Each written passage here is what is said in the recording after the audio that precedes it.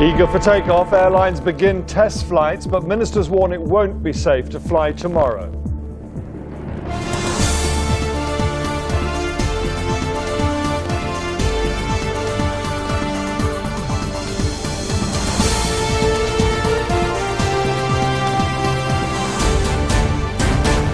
This is the ITV News with James Mitz. European airlines and airports are questioning the need for the flight bans caused by the volcanic ash, but for the moment passengers are still grounded. Also tonight, Target Clegg, Labour and the Tories turn up the heat on the Lib Dem leader. Champagne in Shanghai after a British 1-2 in the Grand Prix. And the goal that ended a title dream, Wigan's late blow for Arsenal. Good evening. Hopes of an early end to the UK flights ban were dashed tonight as a further extension was announced until 7 p.m. tomorrow night. Following an emergency meeting in Downing Street, ministers warned it is unlikely to be safe enough for flights to restart across most of Northern Europe tomorrow, and even suggested the Royal Navy could be used to ferry stranded British passengers home. Airlines have questioned whether the blanket restrictions are needed, with some saying test flights showed the ash didn't cause planes any problems. Sue Saville reports. Breaking the silence, the first flight to take off from Heathrow in 4 days. This BA test flight gathered data on air safety as pressure mounts to get the airways reopened. Italy and Austria are among those planning to restart flights tomorrow, but after a special meeting at Downing Street, ministers said it's still not safe to fly from Britain. The Met Office advice, based on the safety standards, is that it would not be safe for flights across most of Northern Europe to take place tomorrow.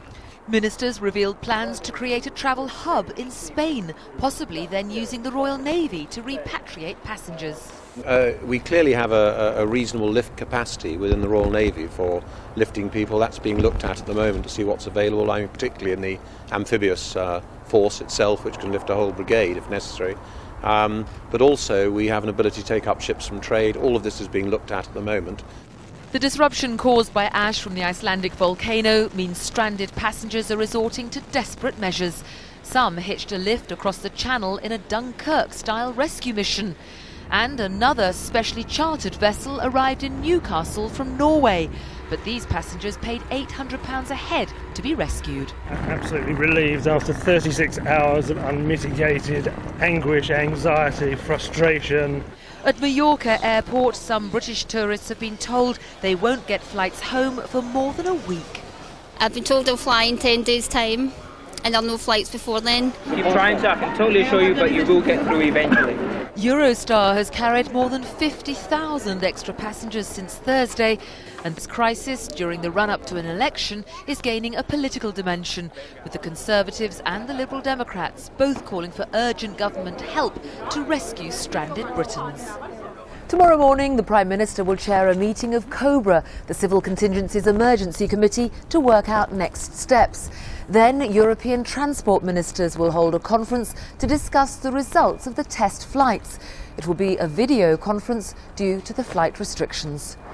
The BA test flight landed at Cardiff Airport tonight after almost 3 hours in the air, out over the Atlantic Ocean and back. The aircraft will now be thoroughly examined, all data carefully scrutinised. The results due to be made public tomorrow. Sue Saville, ITV News. Well, let's get the latest now on the volcano itself. Our correspondent John Irvine is in southern Iceland, close to the volcano. There have been mixed signals here in southern Iceland over the weekend. Sunday saw a reduction in activity. Geologists say that activity actually peaked late on Saturday night, but that yesterday there was this reduction, which is obviously something to be welcomed. But geologists also caution that fluctuations in eruptions are commonplace and that this may just be a lull. They're concerned about the well of magma beneath the surface. They're also concerned about the amount of ice still covering the volcano. You can see this slightly ghoulish photograph, which clearly illustrates 3 craters in the glacier.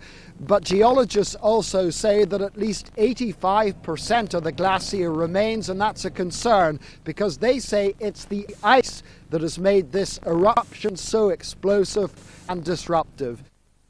John Irvine in southern Iceland. Gordon Brown and David Cameron rounded on Nick Clegg today as opinion polls showed a big surge in his popularity. The Prime Minister directly attacked the Lib Dems, criticising their plans to cut child tax credits and the Child Trust Fund. Our political correspondent Libby Vina reports. It's come to something when a Chinese television station wants to interview the leader of Britain's third party. Only, of course, it isn't the third party anymore, if the polls are to be believed. Today, Nick Clegg also experienced the downside of his newfound celebrity, a heckler. Shame on you! Welcome. But what about Labour and Conservative criticism that his policies are badly flawed? Well, I think the old parties, inevitably, when they feel things aren't going their way, start lashing out a bit. But I think what is exciting in this campaign is that I just sense there's a growing number of people who think that maybe they'll do something different this time. He's hoping this is no TV blip, but a real bounce. Labour and the Conservatives used to have a simple policy when it came to the Liberal Democrats: ignore them. But Nick Clegg's astonishing surge in the polls means both main parties are having to go back to the drawing board. David Cameron was studiously avoiding mentioning him by name, but the Tory message is clear: vote Clegg and you get Brown. If you want change, if you want the optimism, leadership, dynamism that the Conservatives bring, that's the way to get it, to vote for it. Any other outcome could leave us stuck where we are, stuck with another 5 years of Gordon Brown.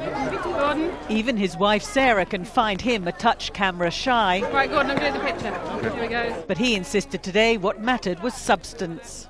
I think the Liberals have got to be exposed. I mean, they're going to cut child tax credits, they're going to cut the Child Trust Fund, they've got a very strange proposal for the winter fuel allowance for pensioners that they want to introduce immediately.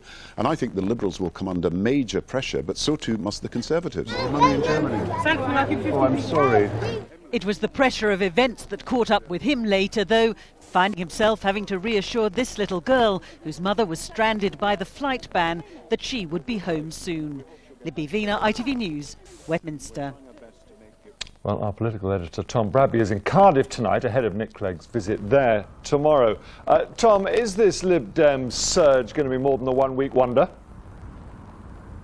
Well, I tell you what, James, it seems, if anything, to be growing as people go home and talk about this and talk about it some more. I kind of slightly feel like we're living through a Hollywood movie or something, which would no doubt be entitled to The Outsider. What it feels as if a lot of the British people have engaged in a particularly intense holiday romance, and I think what we're now going to do is sort of actually consider whether we, however you want to put it, really want to turn that into a long-term relationship. The Lib Dems are, this week, I think, going to be subjected to the same scrutiny that is routinely handed out to other parties. I have once again today been reading the Lib Dem manifesto and looking at, how out of the mainstream some of their policies are. And I think there's no doubt, if you look at opinion polling on issues and you look at some Lib Dem policies, not all by any means, of course, but for example, on immigration, on crime, for example, the idea that someone could burgle your house but wouldn't go to prison because they'd be doing community service, that kind of thing. On the euro, Nick Clegg still, in principle, wants to join. On a few quite important areas, they are quite a long way, according to polling, out of the mainstream. So I think there's going to be a big, hard bucket of reality poured on the Lib Dems this week. Doesn't mean this surge will end by any means, but they're going to get a lot of scrutiny. And very briefly, is this volcanic ash cloud going to start playing a part in the election?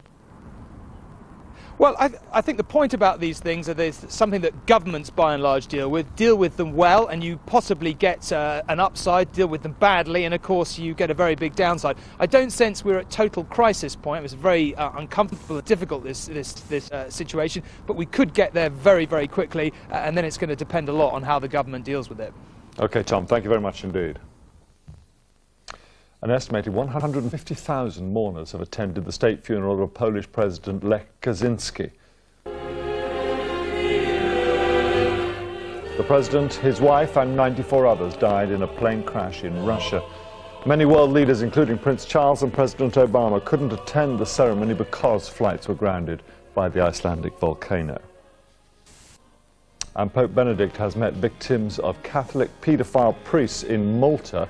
It's his first foreign visit since the abuse scandals emerged. In a private meeting, he prayed with the victims and assured them that the church would do all it could to bring those responsible to justice. Police have named a 16-year-old boy who was stabbed to death outside a birthday party in South London. Wesley Sterling was attacked near the Croydon Sports Arena in the early hours of this morning. He had suffered a single stab wound to his chest. A 15-year-old boy has been arrested on suspicion of murder. Sport, and Jenson Button says his victory in today's Chinese Grand Prix was the best of his career. The reigning world champion beat the wet conditions to lead home a McLaren 1-2 ahead of his teammate Lewis Hamilton. Button is now leading the Drivers' Championship. And Arsenal's season came to a grinding halt this afternoon after Wigan scored a late winner. The Gunners threw away a 2-goal lead in a dramatic 10-minute spell. Isla Glaister reports. So many issues still to be resolved in the Premier League. Thrown a lifeline by Chelsea's defeat at Spurs, Arsenal were hoping to muscle in on the title race. Wigan had a different race on their minds, one for survival. Theo Walcott gave the Gunners the lead before half-time. And when Mikael Silvestre added another just after the restart, And Arsenal get a second! They seemed to be coasting to those vital 3 points. But a remarkable final 10 minutes exposed the fragility of Arsenal's defence.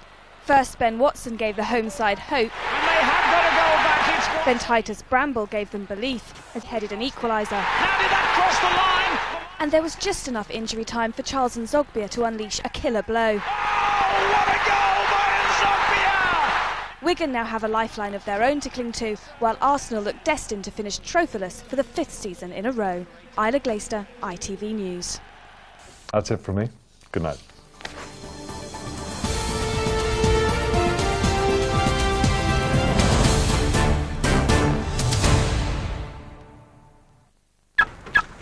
Oh, look, it's driving rain. Brilliant. It's driving the car. ITV1 National Weather, sponsored by Confused.com. Hello, good evening. We're heading for a very cold night across the northern parts of Britain overnight tonight. 1 or 2 odd showers around, and they may well turn wintry, especially up on the hills. Further south, there's a lot of cloud across northern England, down in towards the Midlands as well. Little bits of light rain around there. And in the far southwest, it's a mostly dry and clear night. And it's in the areas where the cloud breaks up that the temperatures get lowest. So a touch of ground frost is possible in the southwest. And across most of the north, there'll be a frost tonight, so a really cold night. In between, the cloudy skies keep your temperatures that little bit higher.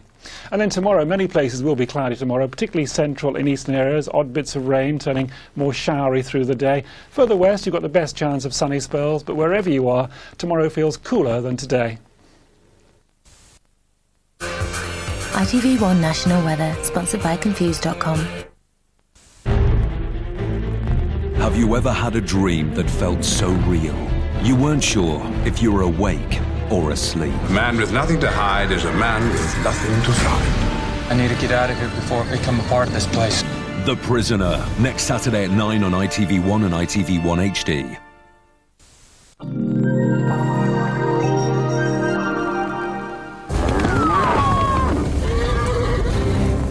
The Anglia weather, sponsored by Anglian Home Improvements. Good evening. Well, we have had a gorgeous bright weekend, but really a much cloudier start into the day tomorrow with the risk of the odd shower, particularly in the north of the region. So into tonight, there was a lot of cloud and showers in the north, but really a much drier picture in the south. And it's really quite a mild night for us all, with these lows only dipping to 4 degrees and really quite light northeasterly winds. So really we've got this cloudy start to the day tomorrow with a weak weather front across the region. High pressure is close by though, so we're not seeing anything too unsettled, with the bulk of showers staying in the north of the region and more brightness developing in the south as the day goes on. And these easterly winds, they're picking up to around 15 miles per hour, so just adding really quite a breezy feel to the day. But further inland, these temperatures actually still above average, with highs of 14 degrees or 57 degrees Fahrenheit. So that weather front and its associated band of showers clears into Tuesday, with high pressure starting to move in from the west, giving us a much brighter day, and also significantly these northwesterly breezes, and that means we will lose the warmth from the weekend, with these highs around 13 degrees or 55 degrees Fahrenheit. So lots of sunshine, but of course with these clearer skies, still the potential for some really very cold nights. And looking ahead, well, it stays settled, temperatures around average. Good night. The Anglia weather, sponsored by Anglian Home Improvements. Each morning at 6:20 and 7:20, we do sport on GMTV. Here in South Africa, we're looking ahead to the World Cup, of course. The biggest sports stories of the day, every day. But this is a fantastic fixture. We do sport. Do you? Weekdays on GMTV. This week she comes across crocodiles, the river at sunset from the top of one of the pyramids, a 7-day wedding in Sudan, and much more as Joanna Lumley's Nile continues tomorrow night at 9.